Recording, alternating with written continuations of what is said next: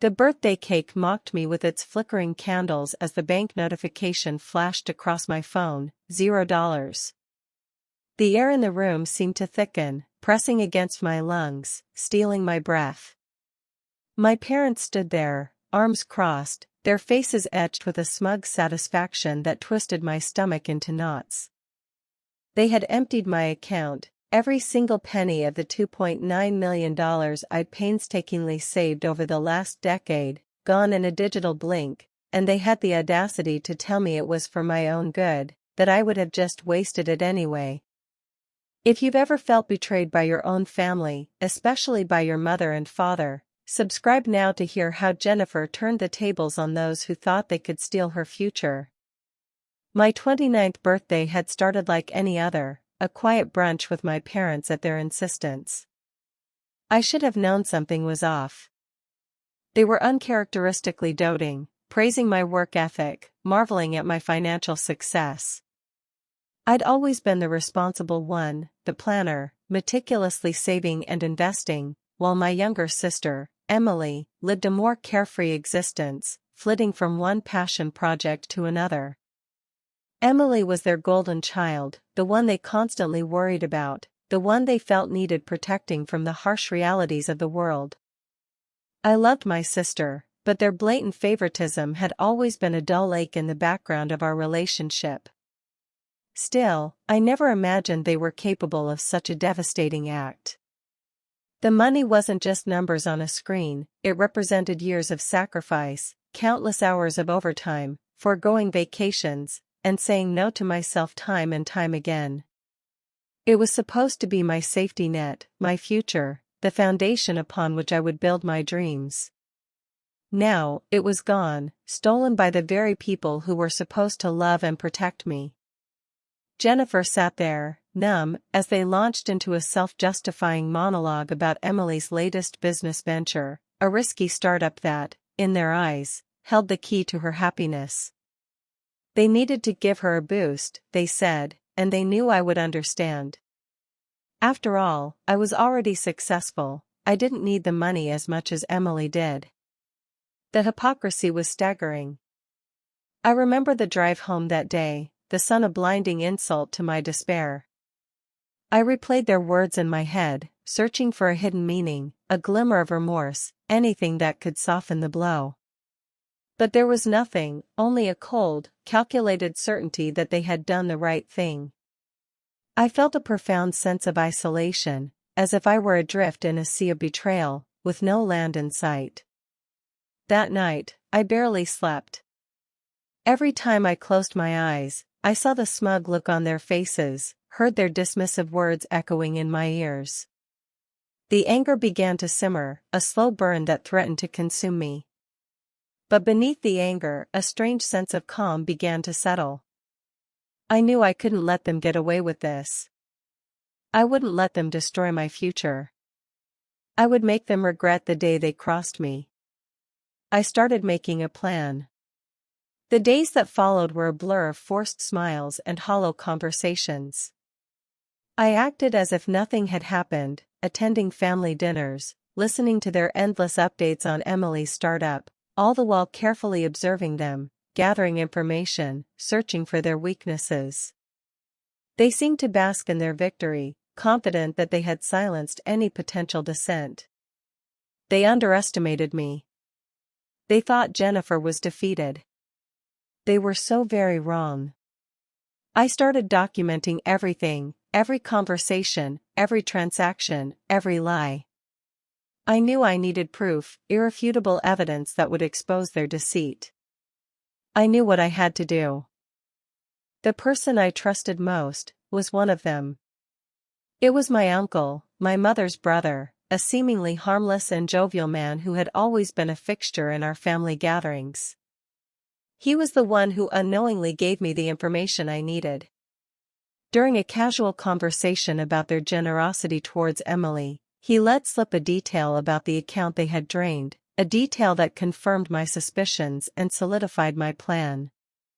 He mentioned that the account had been quietly transferred into my name years ago without my knowledge, initially intended as a trust fund from my grandmother but rerouted by my parents. This wasn't just theft, it was a deliberate and calculated act of deception, a betrayal that ran deeper than I could have ever imagined. The weight of their betrayal pressed down on me, a physical ache in my chest that made it hard to breathe. I started having nightmares, vivid replays of that birthday brunch, their smug faces morphing into grotesque masks of greed. Sleep became a battlefield, a nightly struggle against the tide of anger and despair. During the day, I found myself constantly distracted, unable to focus on my work, my mind consumed by thoughts of revenge. The vibrant city around me seemed to fade into a muted backdrop, a stark reminder of everything I had lost. I tried to talk to my friends, to confide in them about what had happened, but I couldn't bring myself to utter the words. The shame was too intense, the humiliation too profound. How could I admit that my own parents had stolen my life savings? How could I explain the depth of their betrayal without sounding bitter and vengeful? So I remained silent, burying my pain beneath a veneer of normalcy, pretending that everything was fine. But inside, I was slowly unraveling. I tried to reason with them, to appeal to their sense of fairness, to remind them of all the sacrifices I had made for the family over the years. I composed carefully worded emails, outlining my financial goals, explaining how their actions had jeopardized my future. I even suggested a compromise, a repayment plan that would allow Emily to pursue her dreams without completely decimating my own. But my pleas fell on deaf ears. They responded with dismissive platitudes, reiterating their belief that they had acted in my best interest, that I would eventually thank them for their wisdom. They refused to acknowledge the pain they had caused, the damage they had inflicted on our relationship.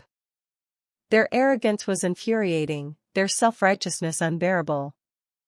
Desperate, I considered legal action. I consulted with a lawyer, laying out the facts of the case, presenting the evidence I had gathered. But the lawyer cautioned me against pursuing a lawsuit. He explained that family disputes were messy and unpredictable, that the legal fees could be astronomical, and that there was no guarantee of success. He warned me that a lawsuit could irreparably damage my relationship with my parents and sister, creating a rift that might never heal. He suggested mediation, a process that would allow us to resolve the dispute amicably, without resorting to litigation. But I knew that mediation was pointless. My parents were too stubborn, too convinced of their own righteousness to ever admit wrongdoing. They would simply stonewall the process, using it as an opportunity to further gaslight and manipulate me. The legal route, while potentially effective, seemed like a minefield, and I wasn't sure I had the emotional fortitude to navigate it. Emily remained blissfully ignorant of the turmoil her business venture had caused. She continued to gush about her startup, oblivious to the fact that her parents had robbed me of my future to fund her dreams. I tried to talk to her, to gently broach the subject of the money, but she always deflected, changing the subject or excusing herself to tend to some urgent matter. I realized that she was either complicit in their scheme or simply too self-absorbed to care about the consequences of their actions. Either way, I couldn't rely on her to help me. I was on my own. The weight of this realization settled upon me like a shroud, suffocating me with its coldness. I felt utterly alone, betrayed by the very people who were supposed to be my allies. The injustice of it all burned within me, fueling my determination to seek revenge. I knew I couldn't let them get away with this. I wouldn't let them destroy my life. I would make them pay for what they had done. The anger that had been simmering beneath the surface began to boil over, transforming into a cold, calculating rage. I knew I had to be careful, to plan my revenge meticulously, to avoid making any mistakes that could jeopardize my efforts. I spent hours researching their finances, scrutinizing their business dealings, searching for any weaknesses, any vulnerabilities that I could exploit. I became a meticulous strategist, a silent predator stalking my prey. They thought they had broken me, but they had only awakened a sleeping giant. They had underestimated my resilience, my intelligence, and my capacity for revenge. They were about to learn that crossing Jennifer was the biggest mistake they had ever made. The day Emily's startup officially launched felt like a personal funeral. Social media exploded with congratulatory messages, each one a tiny shard of glass piercing my already wounded heart. My parents hosted a lavish party, celebrating Emily's success as if it were their own, basking in the glow of her achievement. I watched them from across the room, their faces beaming with pride, completely oblivious to the devastation they had wrought. The champagne tasted like ash in my mouth, the celebratory music a discordant dirge. I felt like a ghost, haunting my own life, invisible and unheard. Later that evening, after the guests had departed and the house had fallen silent, I found myself wandering through the darkened rooms, drawn to Emily's abandoned presence. I picked one up, a sleek, expensive tablet, and hurled it against the wall. The screen shattered into a million pieces, a fleeting moment of satisfaction that quickly dissolved into a wave of despair. I sank to the floor, the broken tablet a cold weight in my hands, and wept. I wept for the lost money, for the stolen future, but mostly I wept for the shattered trust, for the irreparable damage to my family. It felt like everything I had worked for, everything I had believed in, had been reduced to rubble. That night, I came dangerously close to giving up. The darkness seemed to close in around me, whispering insidious suggestions, promising a release from the pain. The thought of simply disappearing, of escaping the torment, was almost overwhelming. I felt like I was standing on the edge of an abyss, teetering on the brink of oblivion. I considered ending it all. But then, something shifted. A flicker of defiance ignited within me, a refusal to be consumed by the darkness. I thought of my grandmother, the one who had initially intended for that money to be mine, a legacy of her hard work and determination. I remembered her strength, her resilience in the face of adversity. She would never have allowed herself to be defeated, and neither would I. I stood up, my legs shaky but my resolve firm. I gathered the broken pieces of the tablet, carefully placing them in a box. As I did, a plan began to form in my mind, a plan that was as intricate and ruthless as it was necessary. I would not let them win. I would not let them destroy me. I would use their own arrogance, their own greed, against them. I spent the next few weeks immersing myself in their world, studying their habits, learning their secrets. I became a shadow, observing them from a distance, gathering information, waiting for the opportune moment to strike. They thought they had silenced me, but they had only fueled my determination. They had mistaken my silence for weakness, my grief for defeat. They were about to learn how wrong they were. The spark of resolve had been lit. It began as a tiny flame, barely visible in the darkness, but it grew stronger with each passing day, fueled by my anger, my pain, and my unwavering commitment to justice. This was no longer about the money, it was about principle. It was about holding them accountable for their actions, about reclaiming my power, about taking back control of my own life. Jennifer wasn't going to be a victim. She would be the architect of their downfall. I smiled. I played their game, attending their celebratory dinners, praising Emily's innovative ideas, all the while meticulously gathering evidence. I installed a miniature voice recorder in their living room, disguised as a decorative pen holder, capturing their unguarded conversations, their casual admissions of guilt. I needed irrefutable proof that would stand up to scrutiny, evidence that would expose their lies and their deception. The recorder became my silent accomplice, a constant source of information, a weapon in my arsenal. There were close calls, moments when I thought they would discover my deception. My mother nearly moved the pen holder one day, commenting on its odd placement, but I quickly intervened, inventing a flimsy excuse about feng shui and the need to balance the energy of the room. She seemed satisfied, but I knew I had to be more careful. I started using encrypted messaging apps to communicate with my uncle, subtly probing him for more information, guiding him towards the truth without revealing my own agenda. It was a delicate dance, a constant balancing act between suspicion and trust. I needed him on my side, but I couldn't afford to expose my plan prematurely. I even feigned interest in investing in Emily's startup, attending her presentations, asking probing questions, all the while carefully analyzing her business model, searching for its weaknesses, its vulnerabilities. I discovered that her company was hemorrhaging money, that her projections were wildly optimistic, and that she was relying heavily on my parents' financial support to stay afloat. This was the leverage I needed. The more I learned, the more confident I became. I knew I was on the right track, that my plan was starting to take shape. The anticipation of the strike was almost unbearable, a constant hum of excitement and dread that vibrated through my entire being. I spent hours mapping out every detail of my revenge, anticipating every possible scenario, preparing for any contingencies. I consulted with a forensic accountant, seeking advice on how to trace the stolen funds, how to expose their fraudulent activities. I learned about the legal loopholes they had exploited, the complex web of shell corporations they had created to conceal their assets. The accountant was impressed by my meticulous research, my unwavering determination. She agreed to help me, providing me with the expertise and resources I needed to bring them down.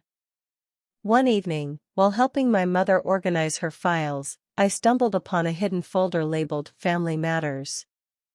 Inside, I found a series of documents detailing their financial transactions, including the transfer of funds from my account to Emily's startup. The documents were carefully concealed, buried beneath layers of paperwork, but I found them nonetheless. This was the smoking gun I had been searching for, irrefutable proof of their guilt. I discreetly photographed the documents, ensuring that every detail was captured. I knew I had to be careful, that my actions could have legal repercussions, but I was willing to take the risk. The stakes were too high to play it safe. I also began meticulously documenting every interaction with my parents, recording phone calls, saving emails, creating a detailed log of their lies and their deception. I knew that their words could be used against them, that their own arrogance would be their undoing. I even installed a hidden camera in my childhood bedroom, the room where I often met with my parents, capturing their conversations on video. The camera was small and inconspicuous, disguised as a smoke detector, but it was always recording, always watching. I knew that I was walking a fine line, that my actions could be construed as illegal or unethical, but I justified my behavior by telling myself that I was simply protecting myself, gathering evidence to defend myself against their attacks. They had stolen my future, and I was determined to reclaim it, no matter the cost. Their biggest weakness? They thought they were untouchable. My parents had always operated under the assumption that their wealth and status would protect them from any consequences. They believed that they were above the law, that they could get away with anything. This arrogance was their blind spot, the chink in their armor that I could exploit. They flaunted their wealth, driving expensive cars, wearing designer clothes, throwing lavish parties. They seemed to revel in their privilege, oblivious to the resentment and envy it engendered. I used this to my advantage, subtly amplifying their arrogance, encouraging their ostentatious displays of wealth. I knew that the more they flaunted their privilege, the more likely they were to make a mistake, to slip up and reveal their true nature. I started leaking carefully curated information about their financial dealings to a local investigative journalist, a reporter known for his tenacity and his willingness to expose corruption. I provided him with anonymous tips, pointing him towards the documents I had photographed, suggesting lines of inquiry that he might pursue. I knew that he would be able to connect the dots, to uncover the truth behind their carefully constructed facade. The journalist was initially skeptical, but the evidence I provided was too compelling to ignore. He began investigating their finances, scrutinizing their business dealings, digging into their past. He uncovered a series of shady transactions, questionable investments, and outright fraudulent activities. The more he dug, the more dirt he found. I knew it was only a matter of time before the truth came out. The final piece of the puzzle was Emily's startup. I knew that her company was failing, that it was on the verge of collapse. I decided to accelerate its demise. I started spreading rumors about her business practices, whispering doubts about her competence, suggesting that her success was based on nepotism rather than merit. The rumors quickly spread throughout the industry, damaging her reputation, eroding her credibility. Investors began to pull out, customers canceled their orders, and suppliers refused to extend her credit. Emily's startup was crumbling before her very eyes. The investigative journalist, Mark Thompson, contacted me directly. He laid out his findings, a damning indictment of my parents' financial maneuverings and Emily's failing business. He had traced the money, uncovered the shell corporations, and interviewed several former employees who painted a picture of a company built on lies and deception. He was ready to publish his story, but he wanted my side of the story first. He wanted to know why my parents had taken my inheritance and given it to my sister. I feigned shock and disbelief, carefully crafting a narrative of betrayal and heartbreak. I told him how my parents had always favored Emily, how they had dismissed my dreams and ambitions, how they had treated me like an afterthought. I painted myself as the victim, the innocent bystander who had been blindsided by their greed and their favoritism. I knew I was manipulating him, but I didn't care. I needed his story to be a sensation, a firestorm of public outrage that would consume my parents' and Emily's reputation. I provided him with the documents I had stolen, the recordings I had made, the evidence I had meticulously gathered. I held nothing back. Thompson was ecstatic. He knew he had a blockbuster story on his hands, a tale of family betrayal, financial malfeasance, and corporate fraud that would captivate the nation. He promised me anonymity, assuring me that he would protect my identity, but I insisted on one condition: that the story be published on the eve of Emily's company's anniversary gala, a lavish event my parents were hosting to celebrate her success. I wanted the timing to be perfect, the blow to be as devastating as possible. The day of the gala arrived, a sweltering summer evening thick with anticipation. I spent the afternoon preparing, meticulously crafting my appearance, choosing an outfit that was both elegant and understated, a subtle message of quiet confidence. I wanted to look like I had nothing to hide, like I was completely unfazed by the impending storm. I arrived at the venue early, slipping in unnoticed amidst the caterers and the event staff. The ballroom was a spectacle of opulence, adorned with crystal chandeliers, towering floral arrangements, and shimmering fabrics. The air was thick with the scent of expensive perfume and the murmur of polite conversation. I saw my parents across the room, holding court with a group of influential investors, their faces beaming with pride. Emily was at their side, radiating false confidence, her smile a carefully constructed mask. They looked like they were on top of the world, completely oblivious to the fact that their carefully constructed facade was about to crumble. I circulated through the crowd, greeting acquaintances, exchanging pleasantries, all the while subtly positioning myself for the impending confrontation. I saw Mark Thompson enter the ballroom, his eyes scanning the room, searching for me. I gave him a discreet nod, a silent signal that I was ready. He made his way towards my parents, a copy of his exposé clutched in his hand. The trap was set. Thompson approached my parents with a polite smile, introducing himself as a reporter from a prominent news outlet. He began by complimenting Emily on her innovative business, then subtly shifted the conversation towards her funding sources. He asked my parents about their investment in her company, inquiring about the origins of the funds. My parents initially deflected, offering vague answers and platitudes, but Thompson persisted, pressing them for specifics, his tone becoming increasingly pointed. Emily started to fidget, her smile faltering, her eyes darting nervously around the room. My mother, ever the master of control, attempted to steer the conversation in a different direction, but Thompson was relentless. He produced a copy of the financial documents I had stolen, laying them out on the table like a deck of cards. He pointed to the transfers from my account, asking my parents to explain the discrepancy. The color drained from their faces. They stammered, their carefully constructed composure crumbling before my very eyes. The room fell silent as the surrounding guests realized that something was terribly wrong. Emily stepped back, her eyes wide with fear and confusion. My father, his face contorted with rage, lunged at Thompson, attempting to grab the documents, but the reporter sidestepped him with ease. "These documents are public record," Thompson announced, his voice booming through the ballroom. "The truth will come out." Just then, a large screen behind the head table flickered to life, displaying a pre-recorded video. It was me. "Good evening, everyone," I began, my voice calm and composed. "I understand there are some questions about the funding of Emily's company."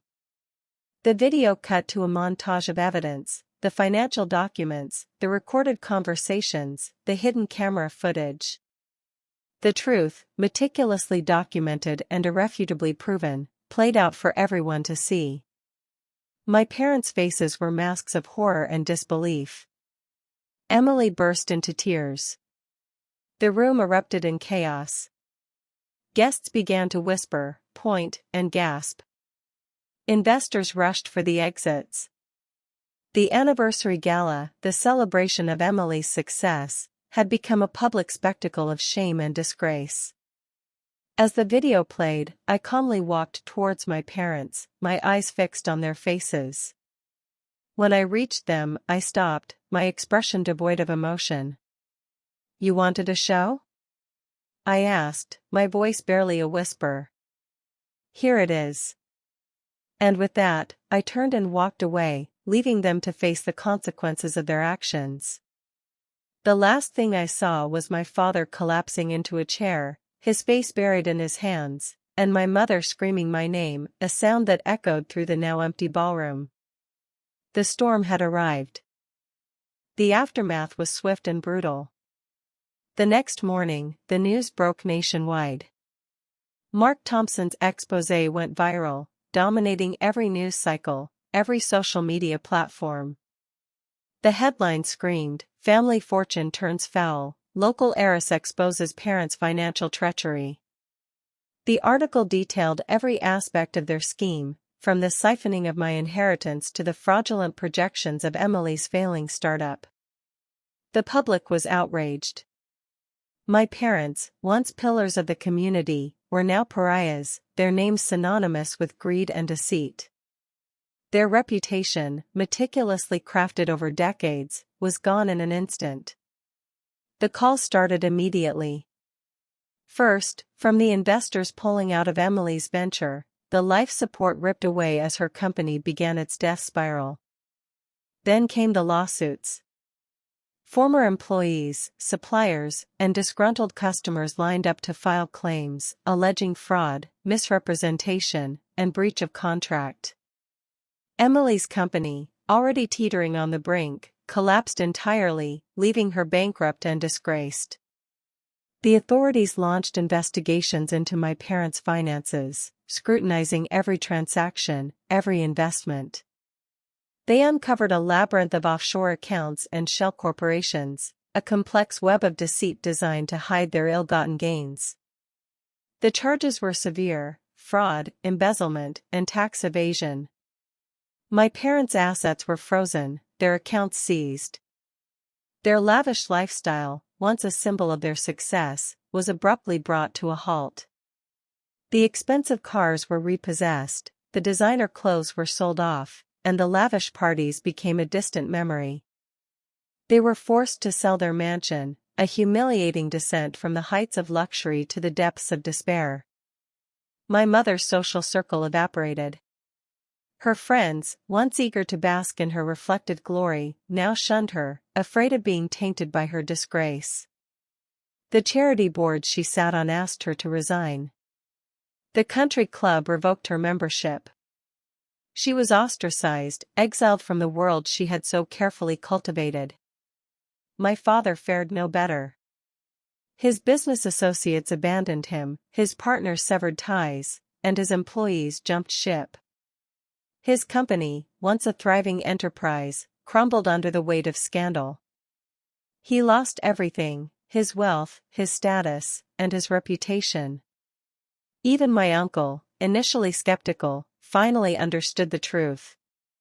He contacted me, offering his apologies, expressing his remorse for his role in their deception.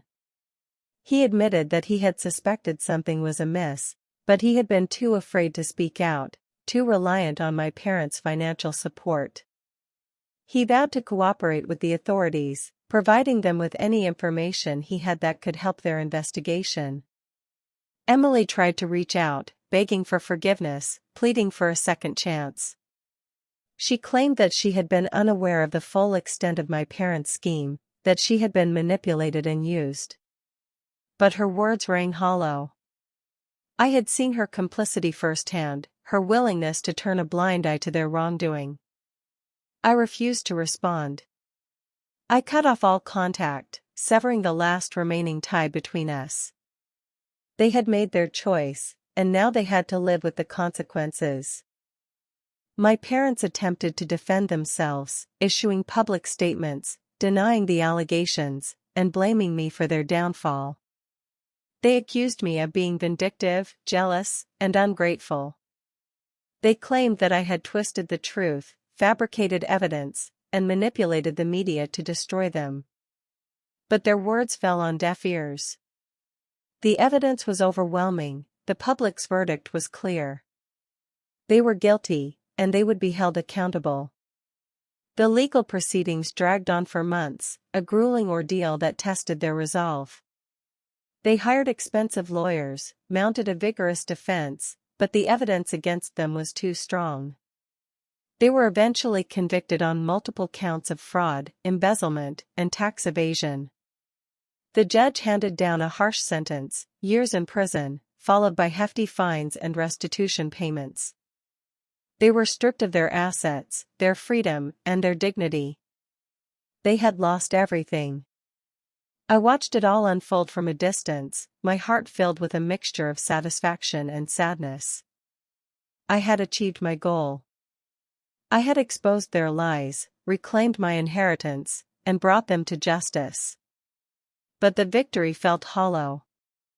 The years of planning, the meticulous gathering of evidence, the emotional toll of their betrayal had left me scarred. I realized that revenge, while satisfying in the short term, could not heal the wounds of the past. It could not bring back the trust that had been broken, the love that had been lost. It could only provide a temporary sense of closure, a fleeting moment of triumph amidst a sea of pain. I moved on with my life, focusing on my own dreams and ambitions. I invested my reclaimed inheritance wisely, building a successful career, and surrounding myself with people who loved and supported me. I learned to forgive, not for their sake, but for my own. I realized that holding on to anger and resentment would only poison my own soul. I chose to let go of the past, to embrace the future, and to create a life filled with joy, purpose, and meaning. The storm had passed, leaving behind a trail of destruction, but also a newfound sense of clarity and resilience. I had survived. I had emerged stronger, wiser, and more determined than ever before. They lost everything. I just smiled. Revenge isn't sweet. It's necessary. Would you have done the same? Let me know in the comments. Subscribe for more justice.